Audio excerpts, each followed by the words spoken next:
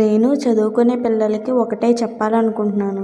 ఏంటంటే మీరు ఎంజాయ్ చేయండి, ఫుల్గా ఎంజాయ్ చేయండి, కానీ చదువుకునే టైంలో మాత్రం చదువుకోండి. ఎందుకంటే కొంచెం ఎడ్యుకేటెడ్ అయిన వాళ్ళు, అంటే కొంచెం హై స్కూల్లో చదివిన వాళ్ళు, గవర్నమెంట్ స్కూల్లో కాకుండా ప్రైవేట్ స్కూల్లో చదివిన వాళ్ళు, వాళ్ళకి సైలెంట్గానే ఉంటారు, ఏం చదవలేనట్టు ఉంటారు. కానీ మనల్ని నమ్మించడానికి వాళ్ళు సైలెంట్గా చదివేస్తారనమాట.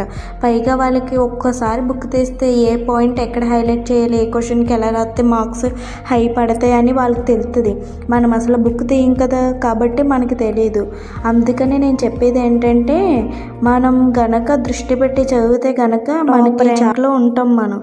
అందుకే నేను చెప్పేది ఏంటంటే, మీరు నమ్మినా నమ్మకపోయినా ఇదే నిజం. ఎందుకు అక్క నీకెలా తెలుసు అని అడగొచ్చు మీరు. ఎందుకంటే నా లైఫే నేను నిదర్శనం. ఎందుకంటే అమ్మాయి అయ్యి ఉండి ఇన్ని సబ్జెక్ట్స్ ఆగి మళ్ళీ సప్లీలు రాసి అయినా ఫెయిల్ అయ్యి, ఇంకా మళ్ళీ రాసి మళ్ళీ ఫెయిల్ అయ్యి, దెబ్బ మీద దెబ్బ. అదే అబ్బాయి అనుకో, ఆడ ఫ్యూచర్ ఉంటుంది. అమ్మాయి అయితే ఏముంటుంది, శుభ్రంగా చదువుకుంటావా, పెళ్లి చేసామా, ఇదే కదా టాపిక్. కానీ నేను 3 years చదువు అయితే నాకు క్లియర్ చేయడానికి ఇంకొక 2 years పట్టింది, అంటే 5 years పట్టింది ఒక్క 3 years ఎగ్జామ్స్ మిడ్ రాయడానికి. కాబట్టి నేను చెప్తుంది ఎడ్యుకేషన్ అనేది చాలా ఇంపార్టెంట్. ఇప్పుడు చదువుకొని జాబులు చేసేలా అని కాదు, మన కాళ్ళ మీద మనం నిలబడాలంటే చదువుకోవాలి. చదువుకున్న కనీసం ఎడ్యుకేషన్ కూడా లేకపోతే ఒక అమ్మాయిని ఎలా చదువుతారు తెలుసా? ఇది చదువుకోవడానికి కూడా పనికిరాదు, కనీసం ఇంటికాడ పనికి కూడా పని చేయదని చదువుతారు. కాబట్టి నేను చెప్తుంది ఏంటంటే, మనం జాబులు చేయవసరం లేదు, మన కాళ్ళ